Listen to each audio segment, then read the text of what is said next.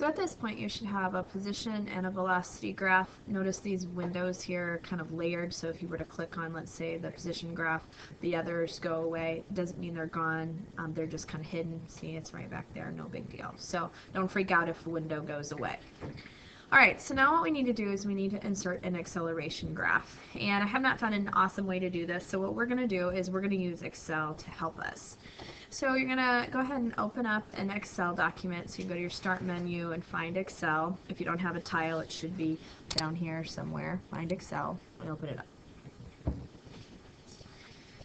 And I'm going to snap it over to that side so we don't have both of it. And we're going to make a couple of columns. So our first column is going to be time in seconds. And our next column is going to be Y velocity. And the unit for that will be in meters per second. And then, I'm going to stretch that over a little bit so we can see it. And then the last one is going to be acceleration. And that's going to be in meters per second squared. And we won't worry too much about the square. We'll just do that. Okay. Ooh. Looked like I was swearing at you there for a second. Sorry about that. Okay.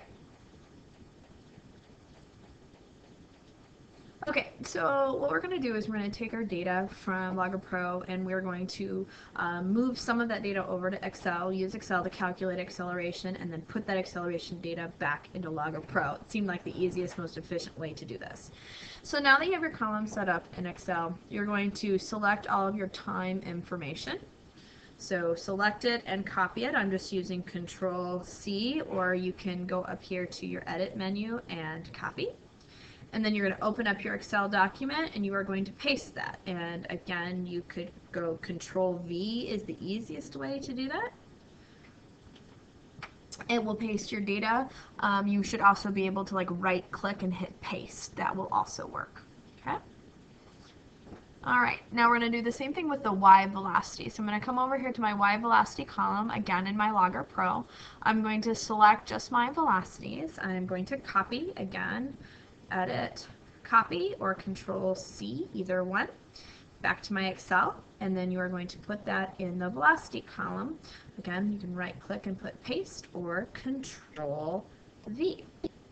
Once I am there, I am going to work solely in Excel, so let's kind of maybe zoom in a little bit more so we can see it. Over here, we're going to be telling Excel to do a calculation, and we're going to do change in velocity over change in time, which is exactly what acceleration is.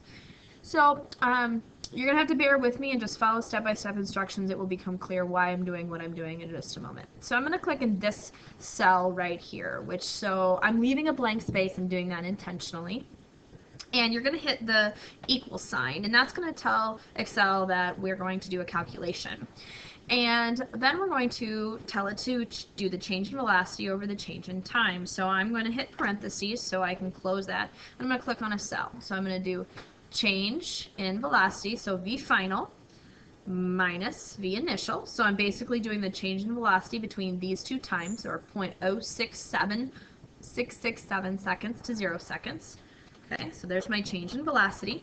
And then I'm going to divide that by my change in time. So again, I'm going to hit another parenthesis, and I'm going to hit that. So that's my final time minus my initial time. Click on that cell. And then I close my parentheses, and I hit enter. When I hit enter, it's going to give me my acceleration value. Now if I click back on that, you'll see my equation written up here, and you can kind of double check that I took this velocity minus this one, so B3 minus B2, over this time minus this time, which is A3 over A2. Now the cool thing about Excel is it'll fill your data for you. So if you see this little square right here, if you click and drag that all the way down to the bottom, it will fill your accelerations for you. And you can kind of randomly check to make sure you did your equation right. So for instance, I'm going to come down here, and I come up here, it says B9 minus B8. So it'll be B9 minus B8 over A9 over A8, which is exactly what I wanted to do. Change in velocity over change in time. So now that I have that done, I'm going to take that acceleration data and copy it. So again, I will select it, click and drag, and I can right click and do copy, or again, Control-C. I'm going to go back to my Logger profile and go up to data. And I'm going to insert data column, and I'm going to put a new manual column. And it'll ask me to label it, so I'm going to tell it I want acceleration. And the short name for that is going to be A. And my units will be meters per second squared. And click done. And then I'm going to leave this one blank again. And I'm going to click down here and I'm going to paste. So again, you can right click, paste, or Control V, either one. And now I have my acceleration data in. Once I have that acceleration data, I'm going to go back to insert. I'm going to insert a graph.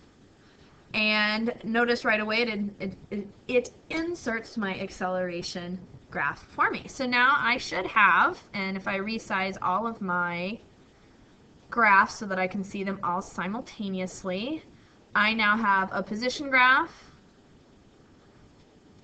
a velocity graph, and an acceleration graph, again, all in the y direction. A couple of notes about your acceleration graphs. Your acceleration graphs are going to be a little rough. And that's okay. You can see maybe this part right here, we have some fairly constant acceleration. Not awesome, but fairly constant. We have the throw here, and we have the catch here, which is consistent with our position and our velocity graphs as well. Again, go back and watch this video. If you get stuck, ask some questions, or go back and re-watch. Good luck. Sure, I got